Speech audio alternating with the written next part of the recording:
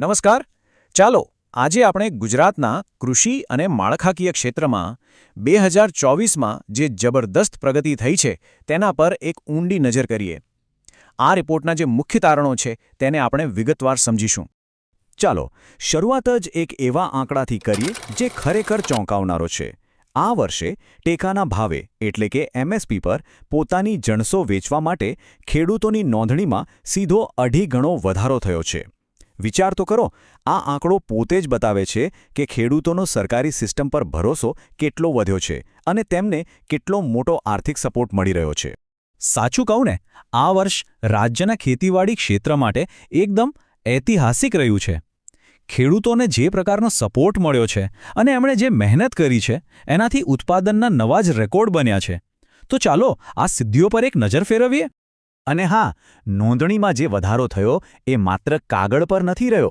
એનું પરિણામ એ આવ્યું કે સરકારે record break 10.49 lakh metric ton મગફળી અને સોયાબીનની સફળતાપૂર્વક ખરીદી કરી.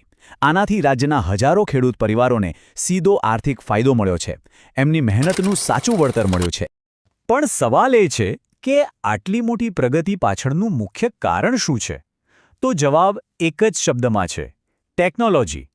ડિજિટલ ટૂલ્સે ખેડૂતો માટે કામ એટલું સરળ બનાવી દીધું છે જેની પહેલાં કદાચ કલ્પના પણ નહોતી થઈ શકતી.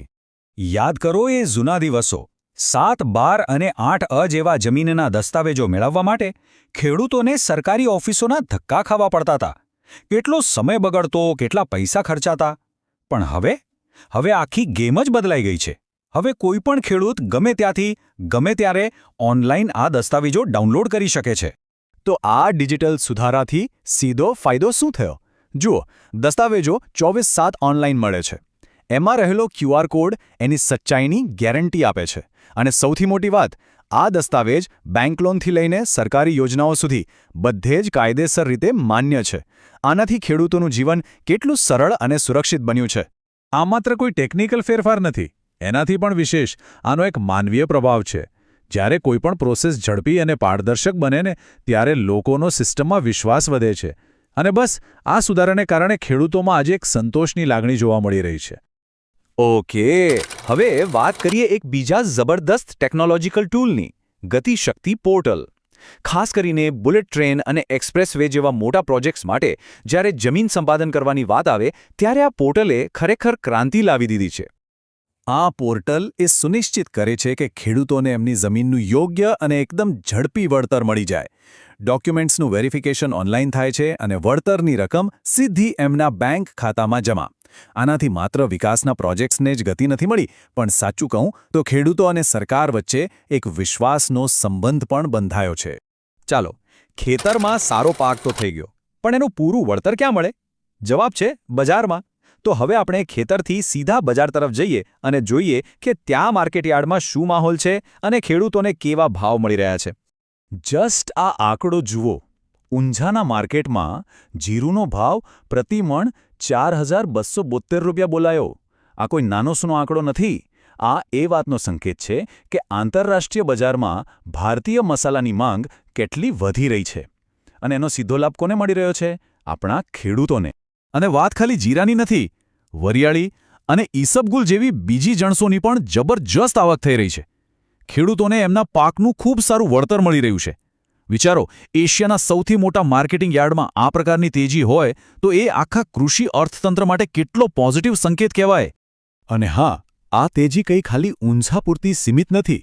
સૌરાષ્ટ્રનું જે મુખ્ય માર્કેટિંગ યાર્ડ છે રાજકોટ, ત્યાં પણ કપાસ અને મગફળીની રેકોર્ડ બ્રેક આવક થઈ રહી છે અને ખેડૂતોને સારા ભાવ મળી રહ્યા છે. આખા યાર્ડમાં એકદમ ખુશી અને ઉત્સાહનો માહોલ છે, જે આપણા ગ્રામીણ અર્થતંત્રને વધુ મજબૂત બનાવી રહ્યો છે. જુઓ, ખેડૂતોની આ સફળતા પાછળ માત્ર એમની મહેનત જ નથી, એની પાછળ મોટા પાયાની સરકારી નીતિઓ, ઇન્ફ્રાસ્ટ્રક્ચર અને ગ્લોબલ ટ્રેન્ડ્સનો પણ બહુ મોટો હાથ છે. ચાલો હવે એ જોઈએ કે આ બધા પરિબળો ભેગા મળીને ખેતીની ગતિને કેવી રીતે સપોર્ટ અને વેગ આપી રહ્યા છે. હવે એક એવા સવાલ પર આવીએ જે ઘણા લોકોના મનમાં હશે: શું PM કિસાન સન્માન નિધિ યોજના હેઠળ જે આર્થિક સહાય મળે છે એમાં વધારો થશે? તો સમાચાર એવા છે કે સરકાર વાર્ષિક સહાય 6,000 રૂપિયાથી વધારીને 9,000 રૂપિયા કરવાનું વિચારી રહી છે. જો આવો નિર્ણય લેવાશે તો એનો સીધો મતલબ એ થશે કે ખેડૂતોને દર 4 મહિને 2,000 રૂપિયાના બદલે 3,000 રૂપિયાનો હફતો મળશે. આ વધારાની રકમ નાના ખેડૂતો માટે બહુ મોટી મદદ સાબિત થઈ શકે છે.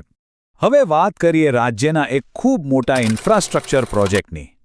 સરકારે તારાપુરના રીંઝા પાસે સાબરમતી નદી પર 110 કરોડ રૂપિયાના ખર્ચે એક નવા પુલને મંજૂરી આપી છે. ચાલો જોઈએ કે આટલું મોટું રોકાણ ગ્રામીણ કનેક્ટિવિટી માટે કેટલું મહત્વનું છે. હવે કોઈને એમ થાય કે એક પુલ બનવાથી શું ફરક પડે, પણ ફરક બહુ મોટો પડે છે. આ પુલ ખાલી 2 જિલ્લાઓને જ નહીં જોડે, પણ હજારો લોકોનું જીવન સરળ બનાવશે. અંતરિયાળ ગામડાઓનું અંતર ઘટશે, ખેડૂતો માટે એમનો પાક બજાર સુધી પહોંચાડવો સહેલો બનશે અને આખા વિસ્તારના સામાજિક આર્થિક વિકાસને એક નવી જ ગતિ મળશે. આવા પ્રોજેક્ટ્સ જ સાચા અર્થમાં ગ્રામીણ વિકાસની કરોડરજ્જુ છે.